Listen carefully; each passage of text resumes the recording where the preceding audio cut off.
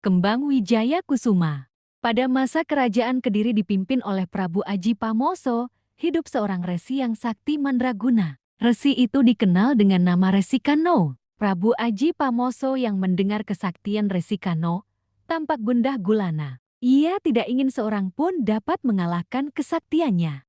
Jika sampai rakyatnya tahu bahwa ia terkalahkan oleh Resi Kano, wibawanya di mata rakyat akan turun. Oleh karena itu, Prabu Aji Pamoso mencari cara untuk mengusir Resi Kano dari Kediri dan kemudian membunuhnya. Resi Kano yang sakti mengetahui rencana jahat sang Prabu. Sebelum tertangkap oleh para pengawal kerajaan, Resi Kano pergi meninggalkan Kediri. Tindakan Resi Kano yang melarikan diri membuat Prabu Aji Pamoso semakin murka. Dengan ditemani para pengawalnya, Prabu Aji Pamoso segera memburu Resi Kano. Resi Kano menyelamatkan diri hingga ke pantai Pulau Jawa, dekat daerah Cilacap. Di sana, ia mencari tempat yang sunyi dan tenteram untuk bertapa. Ia meminta kepada Dewata Agung untuk menyelamatkannya dari pengejaran Prabu Aji Pamoso dan pengawalnya. Namun, karena kegigihan Prabu Aji Pamoso, akhirnya tempat persembunyian Resi Kano dapat ditemukan. Sewaktu Resi Kano sedang melakukan semedi, sang Prabu membunuhnya. Anehnya, ketika Resi Kano terbunuh, tidak hanya jiwanya yang melayang, tapi raganya pun menghilang.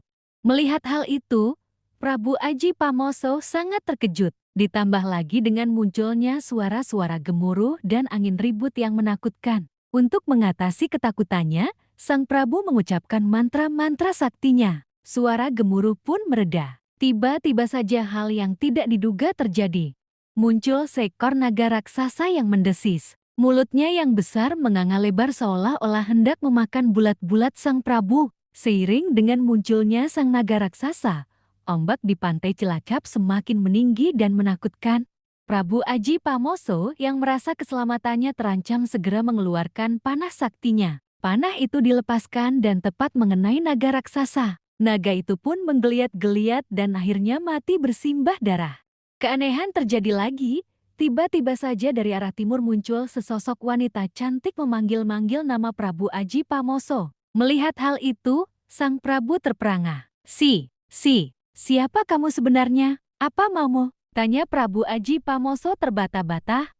Jangan takut, Baginda. Nama hamba Dewi Wasowati. Hamba justru ingin berterima kasih, karena berkat jasa Baginda hamba kembali menjadi manusia. Ucap putri cantik itu sambil tersenyum. Prabu Aji Pamoso yang masih terkejut dengan kejadian itu tidak bisa berkata apa-apa.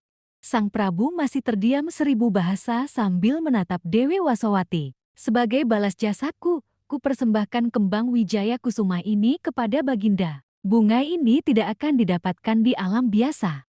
Bagi siapa saja yang bisa memiliki kembang Wijaya Kusuma ini, maka ia akan dapat menurunkan raja-raja yang berkuasa di Pulau Jawa. Ucap Dewi Wasowati. Mendengar ucapan Dewi Wasowati, Prabu Aji Pamoso sangat bahagia. Sang Prabu pun menghampiri Dewi Wasowati yang berada di sebuah pulau kecil di seberang laut. Dengan kesaktiannya, sang Prabu mengayuh perahunya dengan semangat. Akhirnya, tiba juga ia di hadapan Dewi Wasowati. Baginda, ku berikan kembang Wijaya Kusuma ini kepada Baginda. Dan Pulau Karang ini akan kuberi nama Nusa Kembangan sebagai tanda bahwa aku menyerahkan kembang ini kepada Baginda. Setelah menyerahkan kembang Wijaya Kusuma, Dewi Wasowati lenyap dari hadapan Prabu Aji Pamoso. Sang Prabu kemudian kembali ke pantai Cilacap dengan perahu kecilnya. Namun sangat disayangkan, karena kurang hati-hati, kembang Wijaya Kusuma yang digenggamnya hilang di tengah samudra. Prabu Aji Pamoso baru menyadari setibanya ia di pantai. Sang Prabu sangat menyesal karena kembang Wijaya Kusuma tidak berhasil ia bawa ke Kediri.